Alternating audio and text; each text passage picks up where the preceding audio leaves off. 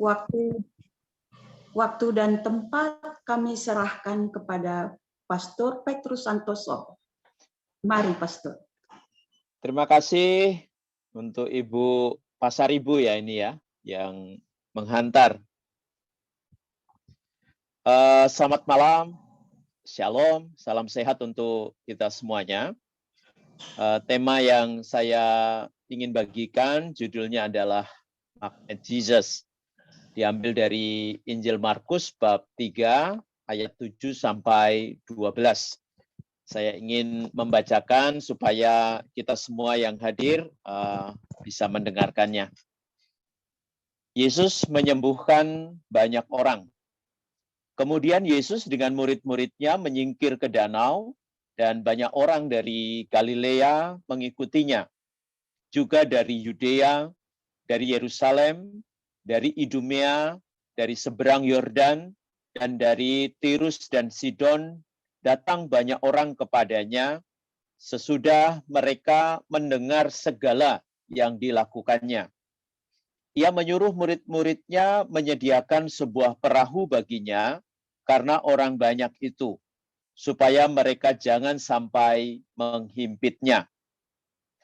Sebab ia menyembuhkan banyak orang, sehingga semua penderita penyakit berdesak-desakan kepadanya hendak menjamahnya. Bila mana roh-roh jahat melihat dia, mereka jatuh tersungkur di hadapannya dan berteriak, "Engkaulah anak Allah." Tetapi ia dengan keras melarang mereka memberitahukan siapa dia. Demikianlah Injil Tuhan. Terpujilah Kristus. Suster, Bapak Ibu, saudara-saudari serta adik-adik yang ikut dalam Zoom meeting ini, sebelum saya masuk kepada pengantar, ada hal yang menarik yang saya ingin perhatikan. Di sini ketika kita tadi ya, doa novena tadi, doa kerahiman ilahi tadi. Di saat kita berdoa, sebenarnya kita sudah merasakan betul bagaimana hati kita ini diajak untuk fokus melihat Yesus tadi. Maka dalam doa tadi ditampilkan bagaimana setiap kali putaran doa kita fokus kepada 5 luka Yesus. Ya, kalau masih ingat itu pertama tadi putaran pertama kita melihat luka Yesus yang ada di kepalanya. Lalu kemudian putaran kedua kita melihat luka Yesus di tangannya. Lalu yang ketiga kita melihat luka Yesus itu di kakinya. Lalu kemudian yang keempat kita melihat luka Yesus yang ada di seluruh tubuhnya. Dan yang terakhir kita melihat luka Yesus yang ada di lambungnya. Maka tadi kalau saudara-saudari masuk dalam pengalaman doa, kita benar-benar diajak untuk fokus di situ. Dan sebenarnya secara rohani, kalau kita bisa fokus melihat luka-luka Yesus mulai dari kepala sampai lambungnya itu, kita benar-benar bisa merasakan kesengsaraan yang dialami oleh Yesus. Dan di situ juga muncul dalam hidup kita, terasa sekali dalam secara rohani, ketika kita melihat luka-luka itu, bahkan kalau kita yakin dan percaya setiap luka itu, setiap tetesan darah Yesus itu akan menyembuhkan kita. Lalu kemudian dari situ menarik perhatian saya adalah ketika kita doa itu kan ada macam-macam tadi, yang bertugas tadi, yang berdoa itu macam-macam. Dan suaranya itu kan berbeda-beda. Mulai dari yang anak-anak tadi, kemudian yang remaja, dewasa, sampai yang usia lanjut. Jadi suaranya itu berbeda-beda tadi ketika kita berdoa. Tapi di situ yang menarik perhatian saya adalah ketika kita berdoa dengan suara yang macam-macam, suara kita itu dikenali oleh Yesus. Lalu saya ingat dengan perumpamaan Yesus sebagai gembala itu. Yesus sebagai gembala itu Yesus tidak hanya kenal nama, tapi dia juga mengenal suara itu. Maka tadi saya bayangkan meskipun suara kita itu berbeda-beda dan sedikit agak terganggu dengan jaringan kita, tapi saya yakin suara kita itu didengarkan oleh Yesus, dikenali oleh Yesus. Tidak hanya nama kita dikenali oleh Yesus, tapi juga suara kita yang berbeda-beda tadi sangat dikenali oleh Yesus. Nah, kemudian dari situ di akhir doa novena tadi kan ada litani itu ya, nama Yesus yang tersuci, dan pada bagian terakhir dikatakan, Yesus dengarkanlah doa kami. Yesus dengarkanlah doa kami, lalu dijawab, Yesus kabulkanlah doa kami. Nah, jadi kita bisa bayangkan, saudara-saudari, selama ini ya kita berdoa begitu banyak kepada Tuhan. Dan ketika kita selesai berdoa, yang kita minta kepada Tuhan adalah supaya Tuhan mendengarkan doa kita. Dan sekaligus Yesus mengabulkan doa kita. Dan tidak hanya berhenti di situ, tadi dalam lagu penutup, dalam doa penutup, kemudian ada satu kata yang menyentuh perhatian saya, karena dalam doa penutup, kita minta kepada Tuhan supaya kita diberi cinta ilahi. Nah, diberi cinta ilahi, dan dari cinta ilahi itu supaya apa? Supaya kita bisa mencintai Tuhan dengan segenap hati, dengan segenap akal budi, dengan segenap kekuatan kita. Dan itu adalah perintah kasih yang diberikan oleh Tuhan. Nah, ini sebagai apa ya? Sebelum saya masuk dalam pengantar yang menarik perhatian saya. Artinya ketika kita tadi mengawali dengan doa kita sudah diajak untuk masuk dalam pengalaman untuk dekat dengan Yesus ini, dan saya kira ini juga relate dengan tema yang ingin saya bagikan. Baik, sebagai pengantar saya ingin menyampaikan beberapa dari yang ingin saya tekankan di sini, karena judulnya atau temanya itu adalah magnet Yesus, ya, magnet Yesus. Lalu yang mau saya lihat pertama adalah sifat magnet itu. Jadi kalau kita bicara soal magnet itu kan sesuatu yang menarik ya, menarik kita. Meskipun kita menolak, tapi kalau ada kekuatan magnet di situ, pasti kita akan tertarik. Saya bayangkan demikian. Kalau misal dalam keluargamu, saya kira saya masih ingat ketika terakhir saya memberi tema tentang menara doa. Dan di situ dulu saya kasih beberapa refleksi juga, tidak tahu apakah itu kemudian terjadi dalam keluargamu. Saya bayangkan kalau misalnya dalam satu keluarga saja, ada orang yang tekun di dalam doa, imannya kuat, itu pasti akan menjadi daya tarik.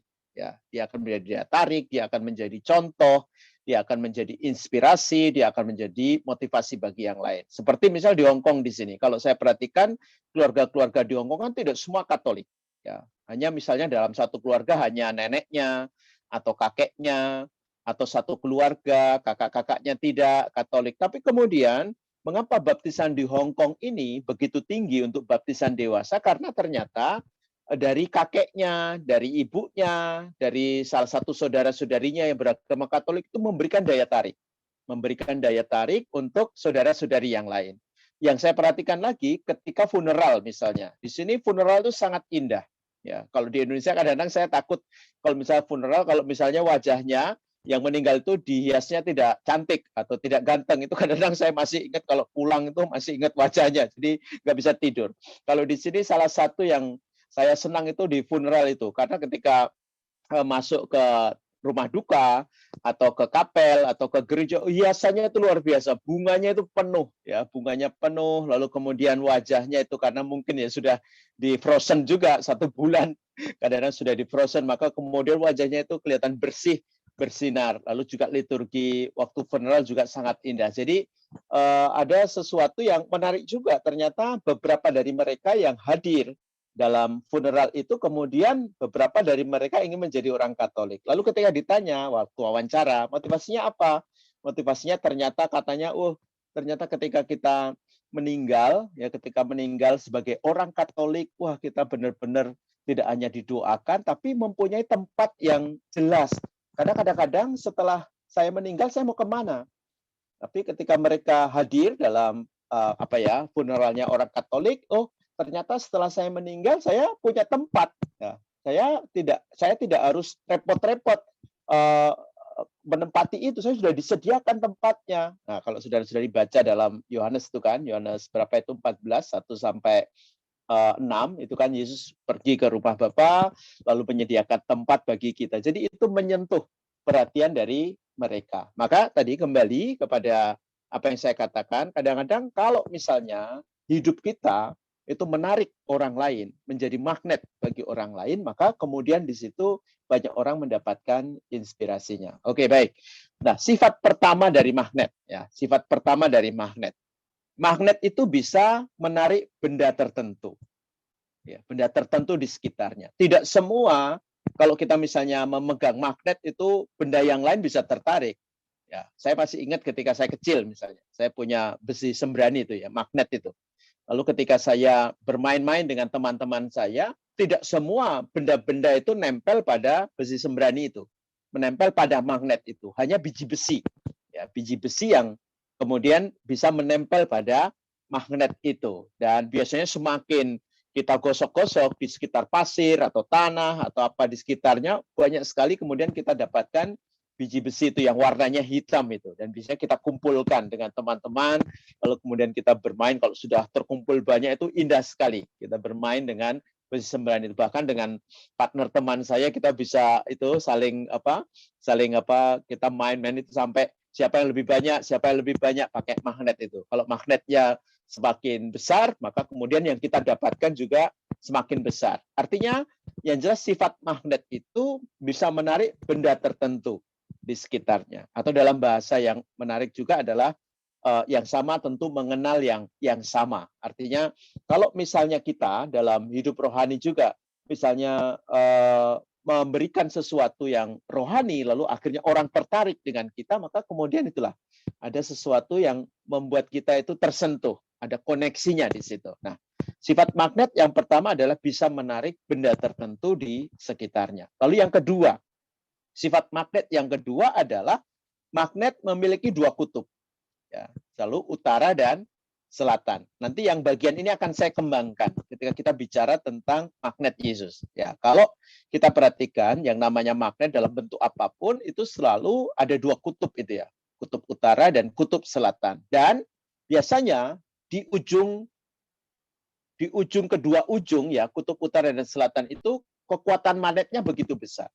Ya, jadi di ujungnya itu mempunyai kekuatan yang sangat besar. Nah itu, jadi sifat yang kedua adalah magnet memiliki ya dua kutub, yaitu utara selatan, dan di ujung kutub itu mempunyai kekuatan yang luar biasa.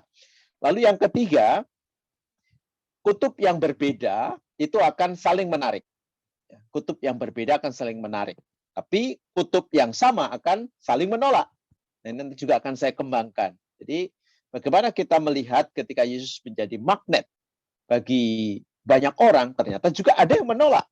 Kelompok Farisi, Saduki, Herodian, bahkan mereka sepakat akhirnya untuk membunuh Yesus. Jadi memang ada yang benar-benar tertarik untuk ikut Yesus dan ada yang benar-benar menolak, bahkan benci. Nah, kalau kita perhatikan sebelum bacaan hari ini, sebelumnya, di hari-hari sebelumnya, bagaimana Yesus setiap kali melakukan kebaikan selalu saja bertentangan dengan orang-orang Farisi. Jadi ada kontras di sini. Ada yang tertarik untuk ikut, ada yang benar-benar menolak, bahkan membenci Yesus. Lalu kemudian sifat magnet yang keempat, ya, magnet yang keempat adalah gaya magnet itu bisa menembus penghalang. Nah, ini menarik perhatian saya, ya, menembus penghalang. Meskipun ada kertas, atau ada kaca di situ, tapi tetap daya magnet itu kuat sekali, bisa menarik. Bahkan kadang-kadang kertas pun bisa ikut jalan itu, gitu. Kemudian kaca itu bisa ikut ya. Kalau misalnya ada kertas di balik kaca itu, kalau ada magnet, daya magnetnya itu kuat, itu kan ngikuti itu kemana. Jadi itu menarik juga ketika kecil dulu belajar berkaitan dengan itu sangat luar biasa. Oh ini miracle juga ya. Wah keajaiban juga, benda kecil itu bisa menarik banyak benda di sekitarnya di situ. Tapi yang jelas magnet itu bisa menembus ya, bisa menembus. Nanti kita kembangkan lagi pada bagian yang kedua. Jadi yang jelas magnet itu mempunyai daya untuk menembus bahkan penghalang. Kadang-kadang orang yang keras hatinya pun itu masih bisa ditembus oleh Yesus. Lalu yang kelima, sifat dari magnet adalah memiliki medan magnet yang akan mengeluarkan gaya magnet.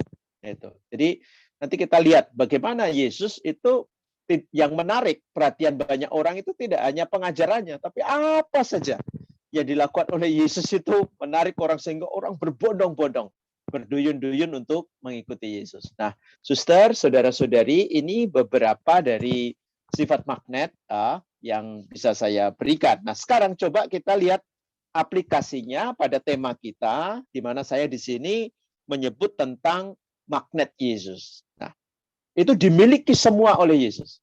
Jadi sifat-sifat yang tadi saya sebutkan itu dimiliki oleh Yesus. Hanya di sini saya hanya menekankan tiga hal saja. Tapi yang jelas semua tadi dimiliki oleh Yesus. Nah, sekarang kita lihat. Yang pertama, tadi dikatakan sifat magnet adalah menarik. Ya, menarik itu. Benda-benda yang ada di sekitar. Nah, di sini kalau kita perhatikan dalam Injil yang tadi saya bacakan, Yesus bisa menarik banyak orang. Sekarang misalnya kita aja di sini, saya lihat sebentar. Kita ada 109 orang. Ya, 109 orang ini sudah tidak hanya sekali dua kali, kalian sudah hampir berapa tahun ini? Hampir 2 tahun juga seperti ini. Ya, mengapa pertanyaannya? Kita selalu ada di sekitar ini. Ya, karena kita selalu mendengarkan apa yang diajarkan oleh Yesus melalui para romo, suster, atau narasumber yang kita undang. Jadi yang jelas, Yesus itu menarik banyak orang. Nah, buktinya dari Injil hari ini, banyak orang datang dari mana? Dari Galilea. Nah, Galilea itu bisa kita bayangkan kalau yang pernah ke Tanah Suci misalnya, daerah Galilea, daerah Genesaret itu. Oh itu. Sekitar Genesaret, sekitar Galilea itu. Di situ pernah terjadi bagaimana Yesus itu dikejar-kejar oleh banyak orang di situ. Banyak terjadi juga kesembuhan di situ. Lalu orang datang dari mana lagi? Orang datang dari Yudea. Ya toh, dari Yudea. Dari Yerusalem. Dari Idumea, dari Transyordan, seberang Yordan, dari Tirus dan Sidon. Nah, kalau kita perhatikan, saudara-saudari, di tempat-tempat itu, Yesus mengajar dan Yesus memberikan banyak sekali mukjizat. Itu. Sehingga kita bisa bayangkan, pertama kali Yesus mengadakan mukjizat di Kana. Kemarin minggu kita baru saja mendengarkan kisahnya. Yesus mengubah air menjadi anggur, dan itu yang pertama kali Yesus melakukan mukjizat, dan dikatakan para murid benar-benar mulai percaya. Lalu Yesus pergi ke Kapernaum, di sekitar itu yang jelas. Bayangkan ketika sudah sekali saja melakukan mukjizat, berkali-kali melakukan mukjizat, banyak orang itu tadi ya datang kepada Yesus. Dan Yesus menarik ini orang-orang di sini. Nah ini kalau tadi sifat magnet kan saya katakan Yesus bisa menarik benda-benda yang ada di sekitarnya, yang dekat di situ ya kalau magnet. Nah ini Yesus daya magnetnya luar biasa.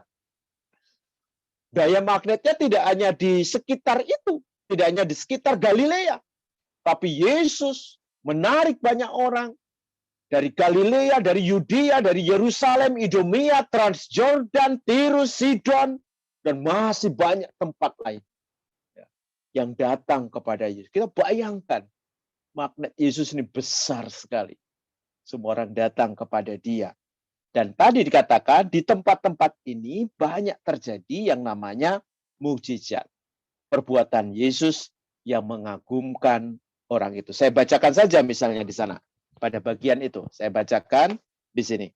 Jadi mereka mendengar segala yang dilakukannya. Mendengar segala yang dilakukannya. Orang-orang yang tadi dari tempat-tempat itu. Mendengar segala yang dilakukan oleh Yesus. Nah kemudian yang kedua.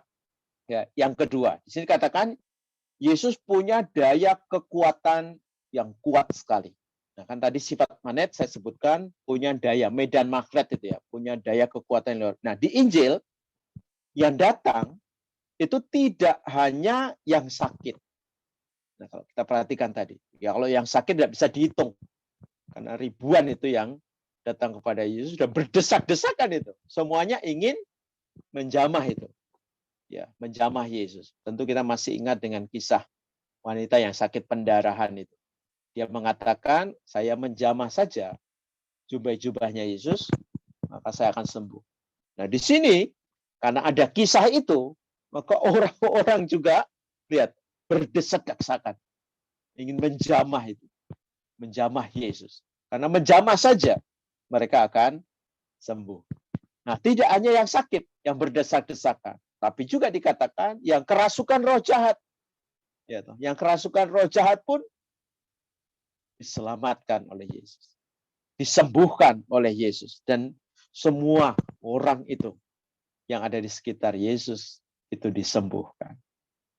Yang kita bisa bayangkan, setiap malam kita kan selalu ada intensi ya, doa. Seperti malam ini kita juga berdoa untuk Michelle, Natasha itu ya, yang sakit. Belum lagi kita mendoakan banyak orang. Tadi kita sudah berdoa. Kita yakin dan percaya. Jadi kita, Tuhan, dengarkanlah doa kami. Tuhan, kabulkanlah doa kami. Karena itu tadi, karena kita yakin bahwa Yesus masih punya daya magnetnya itu ya. Daya magnet itu, yang menyembuhkan itu. Masih terjadi hingga saat ini. Lalu yang ketiga, medan dari kekuatan Yesus itu luar biasa. Nanti yang hadir dalam misa minggu besok ya. Minggu besok itu juga nanti akan mendengarkan kisah bagaimana Yesus itu menunjukkan kuasanya ini. Ya, karena dia ke Nazaret, lalu masuk bait Allah, kemudian didengarkan itu bacaan dari Yesaya, yang intinya adalah roh Tuhan ada padaku, lalu kemudian bla bla bla dia mengatakan memberikan kabar baik kepada orang yang miskin, pembebasan bagi orang yang terpenjara, memberitahukan tahun rahmat Tuhan sudah datang. Jadi ini kekuatan yang diberikan oleh Yesus kepada kita. Nah, tidak hanya bahwa dia penuh dengan Roh Kudus, tapi juga kata-kata pengajarannya, lalu apa saja berita yang disampaikan oleh Yesus itu mengagumkan banyak orang.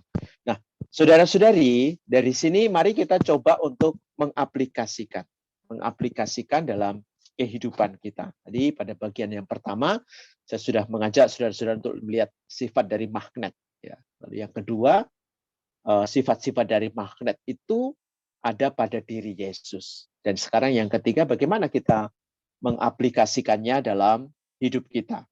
Nah, sekarang saya bayangkan demikian. Kita itu kan datang dari mana-mana. Bahkan saya jauh dari Hong Kong ini. Sekarang bisa bergabung dengan saudara-saudara dalam Zoom meeting ini. Kita pokoknya datang dari mana-mana. Bahkan kita datang dari seluruh Nusantara. Ini membiasakan dengan bahasa Nusantara karena nama ibu kita yang baru nanti juga Nusantara itu ya, di Kalimantan Timur. Jadi kita yang just datang dari Nusantara ini, dari Sabang sampai Merauke. Dan saya kira kalau saya absen, saudara-saudara yang lebih dari 100 ini pasti berasal dari tempat-tempat yang berbeda-beda. Dan kita datang kepada siapa? Kita datang kepada Yesus. Tadi dalam doa novena, berapa kali kita menyebut nama Yesus. Bahkan dalam litani juga tadi. Macam-macam. Bahkan pada bagian-bagian akhir tadi dikatakan, dengan penjelmaanmu, selamatkanlah kami. Dengan kelahiranmu, selamatkanlah kami. Dengan masa mudamu, selamatkanlah kami. Dengan karya pelayananmu, selamatkanlah kami, dan seterusnya. Ya, jadi benar-benar kita fokus itu. Datang kepada Yesus, dan Yesus ini menjadi daya magnet bagi kita. Ya, daya magnet bagi kita. Apa saja yang ada pada diri Yesus, kita benar-benar bisa mendapatkan anugerah yang ingin kita butuhkan. Nah, kadang-kadang memang kita harus fokus. Ya, kita harus fokus. Maka tadi dalam pengantar saya katakan, ini misalnya dalam doa saja. Ketika kita fokus, melihat luka Yesus di kepala, banyak sekali yang bisa kita refleksikan di sana. Kadang-kadang kalau kita lihat luka Yesus di kepala itu kita malu. Mengapa? Karena misalnya kita sering menggunakan otak kita, akal budi kita, kepala kita, bukan untuk sesuatu yang baik. Ya, tadi misalnya disebut juga dalam novena tadi. Kadang-kadang kepala kita ini penuh dengan nafsu, atau penuh dengan hal-hal yang kotor, atau penuh dengan sifat-sifat yang buruk. Nah, kadang-kadang di situ. Jadi kita bisa merenungkan. Ketika kita merenungkan luka Yesus di kepala itu, wah kita banyak sekali dosa yang kita lakukan. Sehingga Yesus merasakan semakin luka itu semakin dalam di kepalanya. Atau ketika kita merenungkan luka Yesus di tangan, kita fokus di situ. Berbeda dengan apa yang kita lakukan. Kita menggunakan tangan kita bukan untuk sesuatu yang baik. Kita menggunakan tangan kita untuk melakukan kekerasan.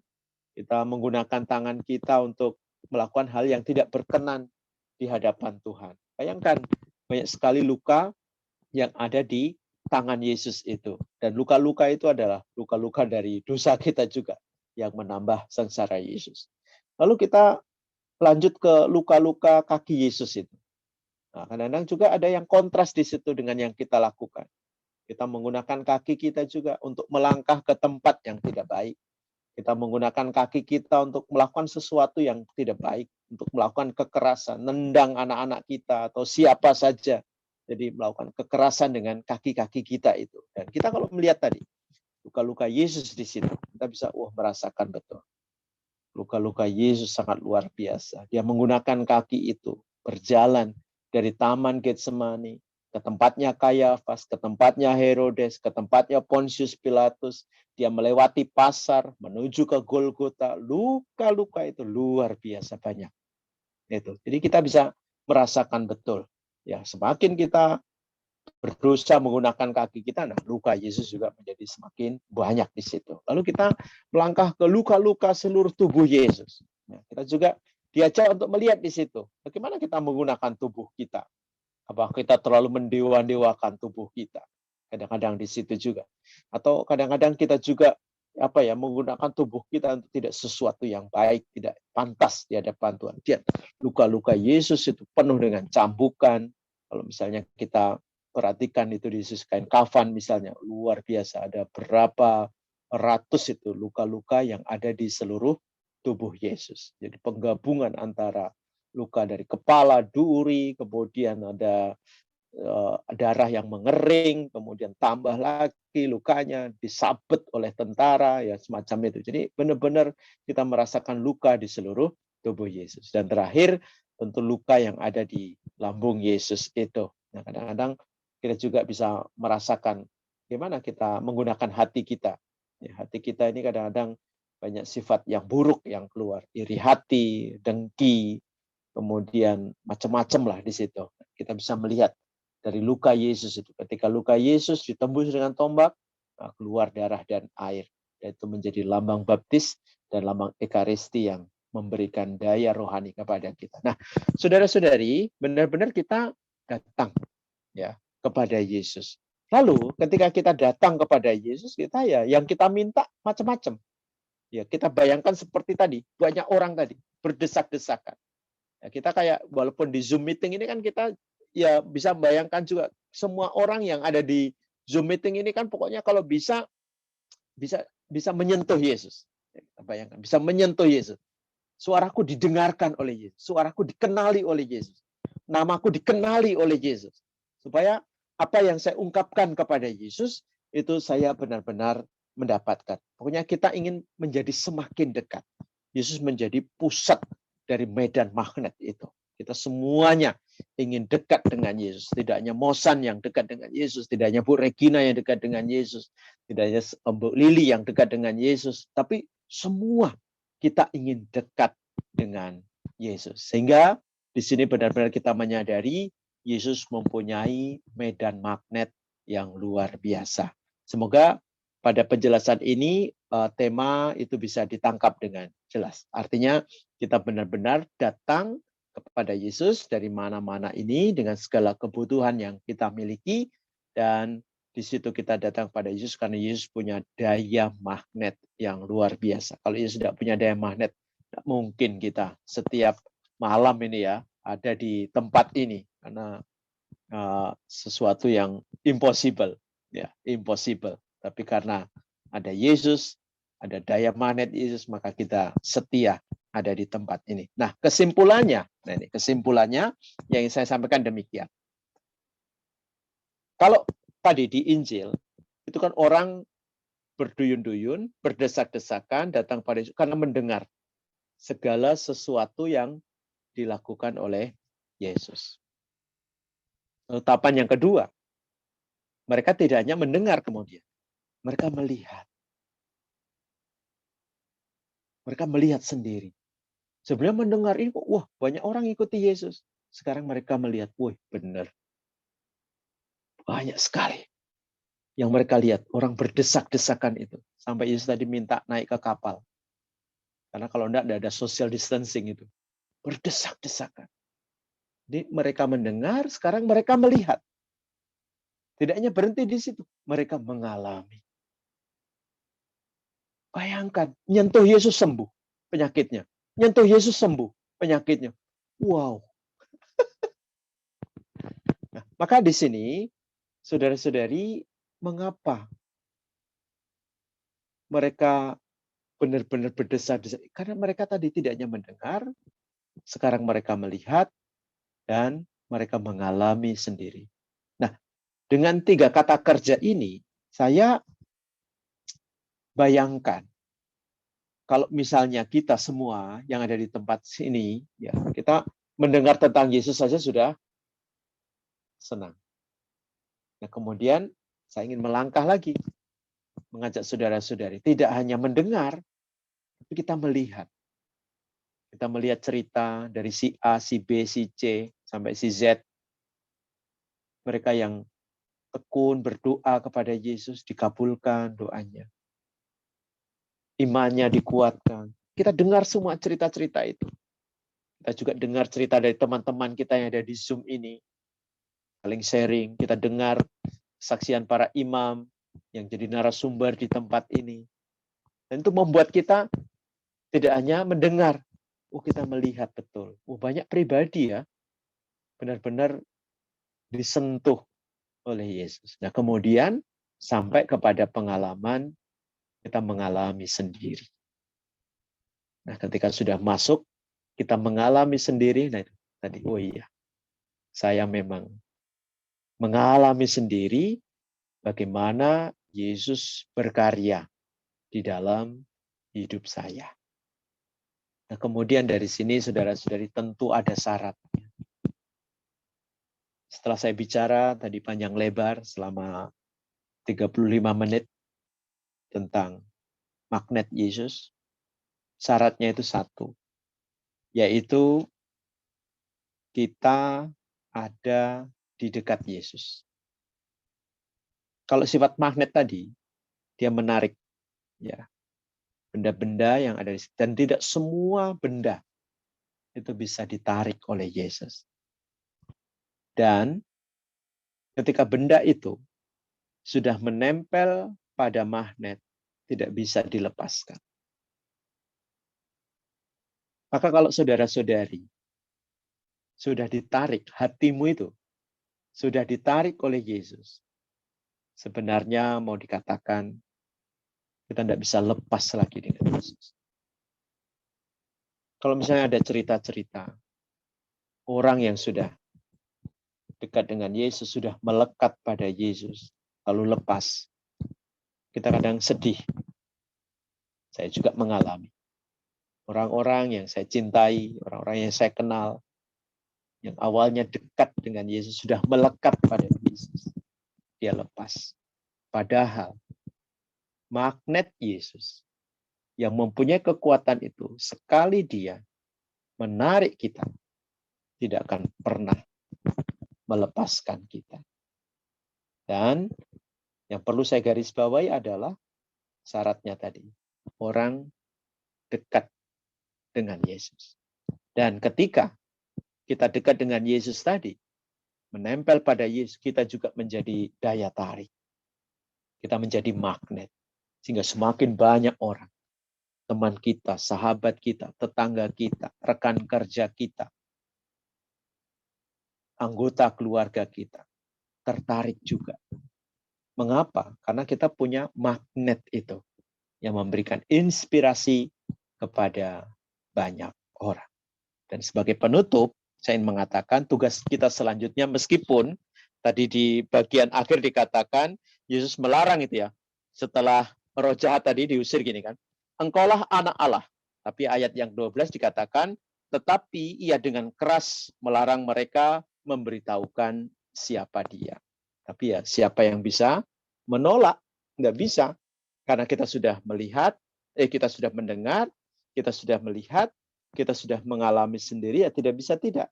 Selain kita menyebarkan, membawa kabar baik ini kepada banyak orang. Dan itulah tugas kita. Setelah kita melekat pada Yesus, kita dekat dengan Yesus, lalu kita menjadi magnet juga, sama seperti Yesus, sehingga tadi kita menarik banyak orang supaya semakin mengenal Yesus. Bagaimana supaya banyak orang itu mengenal Yesus?